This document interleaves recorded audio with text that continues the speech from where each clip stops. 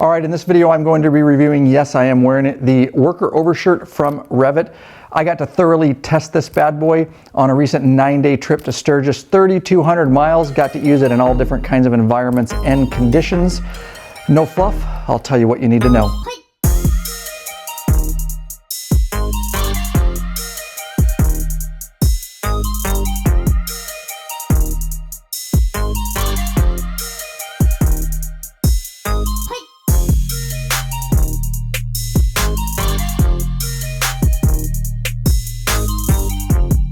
Welcome back, Bikeaholics. Ryan Urlacher here, lawabidingbiker.com. I always thank you for checking back in. So the first thing worth noting on this Worker Overshirt from Revit is that this bad boy is beefy.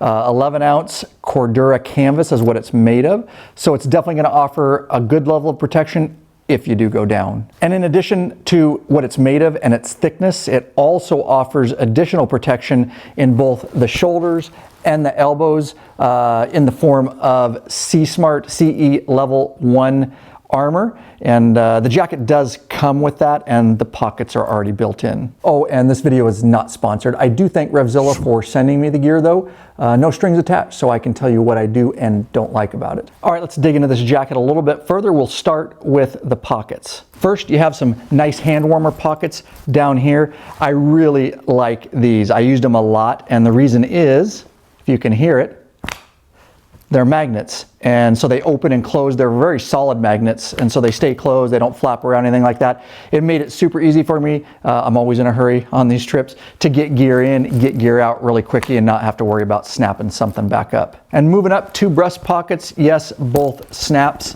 and they are actual pockets. They're not just for looks. You can store some gear in there.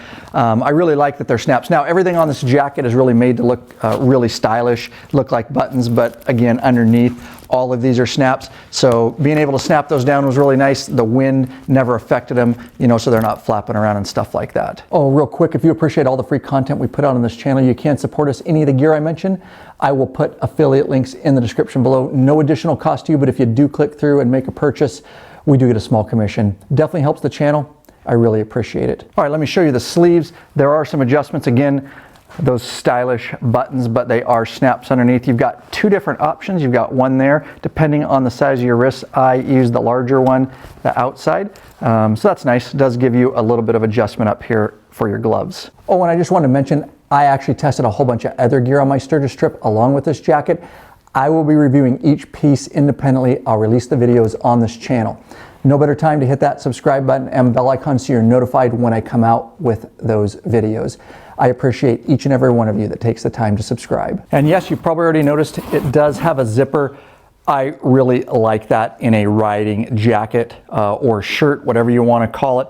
It makes it super easy to get in and out of this bad boy. Again, I'm always in a hurry, or you know, we make a stop and it's hot. You want to get out of it. I don't want to have to unbutton and button some every time.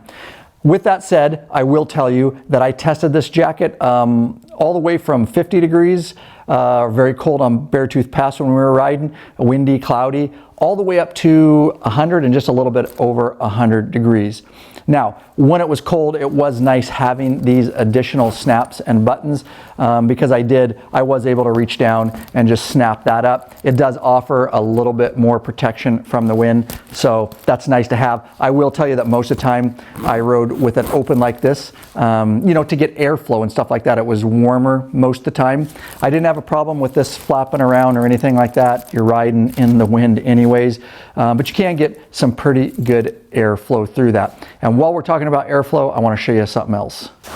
And that is on the back of this bad boy, which I really appreciate this touch. So when you are riding in those warm temperatures and you have it open up front, you will get some venting out the back. Now these are open all the time, but they do have a flap that goes over them. Really doesn't matter. This isn't a 4-season waterproof jacket anyways, so you'd probably be wearing something else if it was raining. But these do offer a nice level of venting right there out the back. Another nice addition right next to these vents, it's kind of subdued, and that is right here. It is a reflective stripe for safety. Oh, and if you want to see an overview of all the gear I tested during my Sturgis trip, I'll pop a card on the screen and link description below. So aside from the exterior pockets, there is an interior pocket right in here. It is fairly large. It's kind of a nylon material, and it has a zipper here. I wouldn't really say it's waterproof, so be careful of that, but nonetheless it is a nylon, and you could stow quite a bit of gear inside this pocket. And further on the inside of this jacket, you can see that it is a camouflage pattern, and all of this is a mesh material. Going to be super nice, obviously, for wicking sweat away and to help that air flow through the jacket and out that back vent. All right, so some additional things that I want to show you on the inside of this jacket. All right, first, it does have the loop. That's nice, so you can just hang it on a hook. If we move down here, you'll see that number one, get this tag out of the way, it has these, which are belt loops to snap. Obviously, you can snap them and unsnap them and hook them, to your belt. To keep the jacket from riding up from your pants. Additionally, a lot of gear that I have has these interfaces. And this has the short zipper. Some of them have a longer zipper and a short zipper for the interface. But nonetheless, if you have pants that have that zipper interface, you could certainly zip this to the pants and again keep that jacket from riding up. All right, so while we're up close here, I mentioned it earlier, but the elbows, and this is a shoulder, this is the right shoulder, do have those pockets already there. For that C-Smart CE Level 1 armor. It's the softer type, just to show you that. And again, this jacket does come with the elbow and shoulder armor. However, it does not come with the back armor, but there is a pocket ready for the SEESOFT from Revit back armor. And I did buy it, and I strongly suggest you get it. It just offers that extra level of protection. I will link to it in the description below, so you can order it when you order one of these. I'll show you what you need, but this is essentially what it looks like. Again, stamped from Revit SEESOFT back armor. The nice thing about this plate, I actually have another jacket, waterproof jacket from Revit, and it has the same pocket and it uses the same plate. So you could switch them between your gear if you didn't want to fork out money for an extra one. I just bought an extra one because I didn't want the hassle of putting them in and out. And another thing I want to mention is that I really like that Revit, unlike some of their other stuff, they didn't overbrand this and put a big Revit across it or something like this. Other companies do it too. It's kind of subtle, really the only marking on here, and it really goes well with the kind of the work shirt look, is just this leather patch on the left sleeve. Also, this is the thicker jacket. Within this line, Revit does make some thinner shirts that do offer a level of protection. So if you're interested in those, I'll link to them in the description below, but as of now, I haven't actually tested those out. All right, so now let's talk about sizing and some things that I think Revit could improve upon for this jacket. So let's talk sizing and fit. Now, if you use my links below and you end up going through Revzilla, make sure you use the sizing chart. It was very accurate based on my chest size, so it should be the same for you. I will tell you that if you're expecting a baggy, loose fitting shirt or jacket, this is not it at all.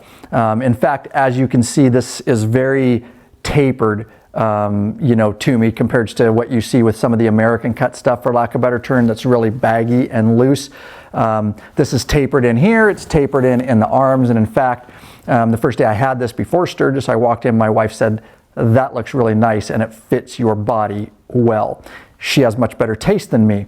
So the deal is on that is when you wear this for the first time, it's more of a European cut, again, kind of tailored to form fit your body.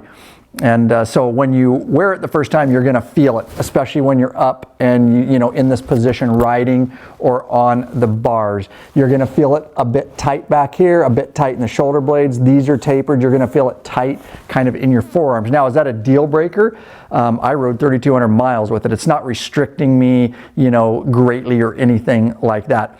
Just something that you need to be aware of and get used to. Now, I'm a little bit smaller build, so it does well with me. Obviously, the back armor I have in, definitely if you take that out, it loosens that up a little bit. But if you're yoked out and you got big forearms and the big chest and the broad shoulders, I submit that this probably may not work for your type of build. You could always check it out, but that would just be my guess based on the way it fits me. So with all that said, one of my suggestions for this jacket to Revit is to loosen that up just a little bit. You don't really have, I like how it looks, I like how it fits, that's why it looks stylish.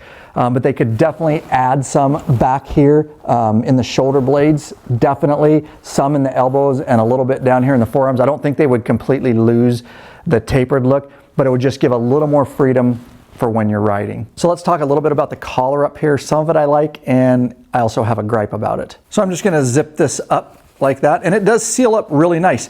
And as you'll notice, it does have a flap here for extra protection, so you can really seal that up. Now, this is one of my complaints with this jacket. So theoretically, riding down the road, and I had a big problem with this, especially with motorcycle gloves on. It's cold, you know, I've now zipped it up. I wanna seal this off with this flap. Somehow with my gloves, this is easy, you can unsnap that. But underneath there, you'll see is the bigger button. Now this flap, I've got it. Now imagine doing this going down the road with gloves on. You got to snap that, and then we've got to take this back over so it's not flapping around and snap it.